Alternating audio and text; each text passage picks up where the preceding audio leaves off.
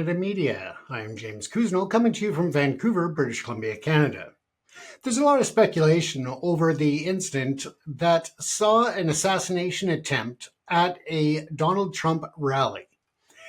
The basic information that is coming out is a 20-year-old individual took a shot at the former president. Now, the question is whether or not that Secret Service agent had the authorization and the responsibility to take the shot. There's reports online circulating as to whether or not he had the potential assassin in his sights for 3 minutes before he was able to react or take a shot, given that the online reports state he was not given authorization by the Secret Service supervisor.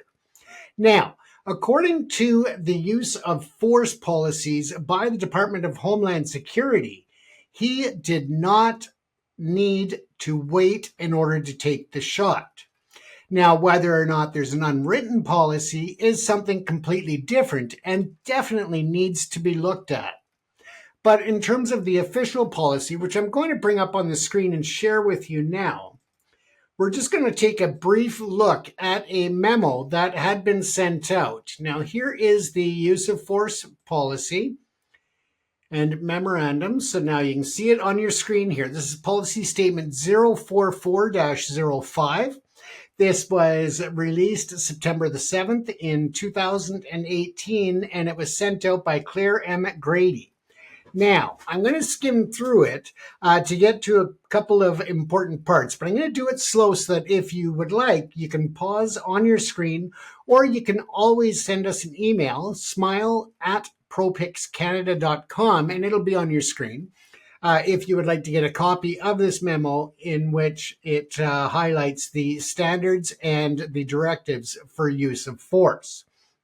Now, as the individual was protecting a former president of the United States, it would be reasonable to assert that these standards would have been met and that he would have been well within the scope of his position and covered under the regulations to take that shot prior to the assassin releasing his finger on that trigger and injuring Donald Trump.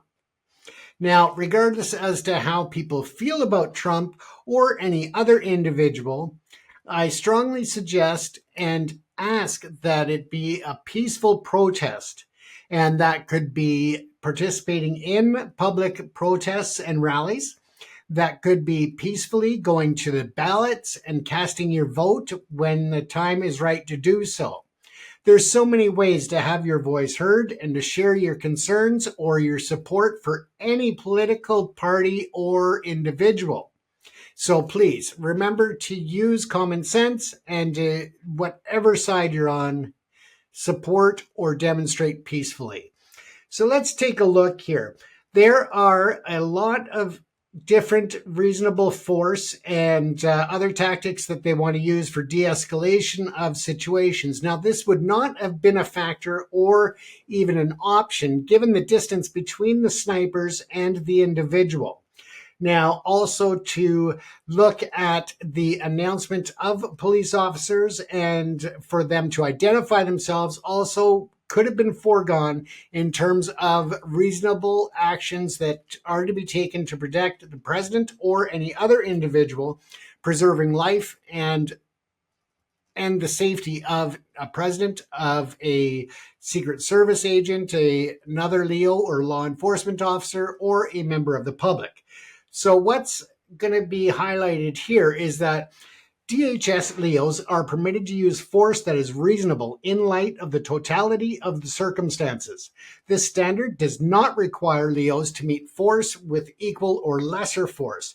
So again, had the Secret Service agent or the sniper taken that shot, it would have been well within their purview of doing so.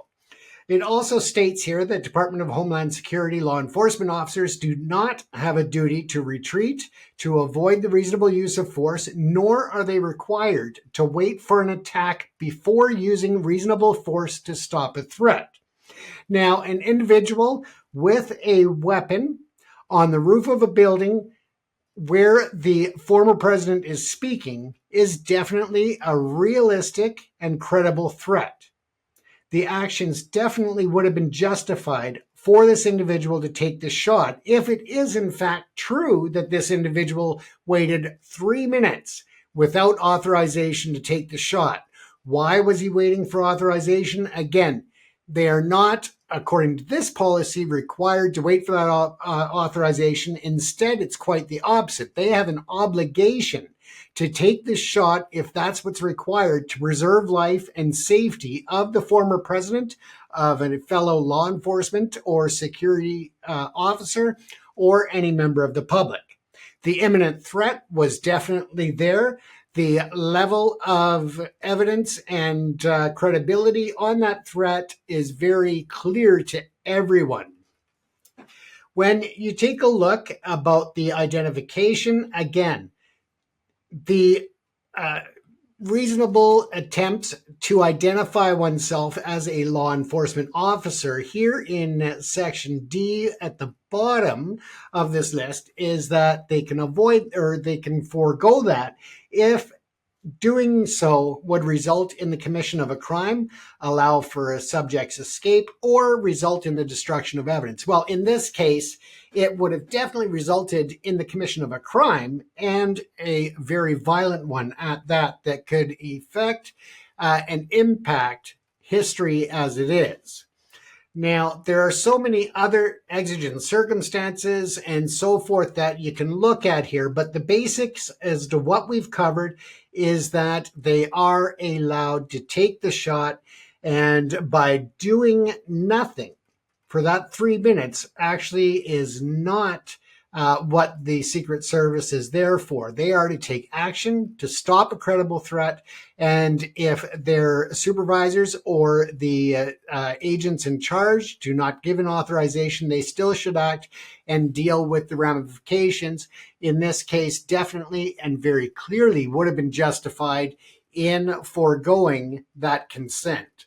Now, once again, with that said, had the Secret Service officer in charge, supervisor, or any others actually intended for the individual or gave a direct order for the individual to not take the shot, that again needs to be investigated, and that needs to be looked at very closely in terms of their potential inaction, almost costing Donald Trump and a former president of the United States of America his life.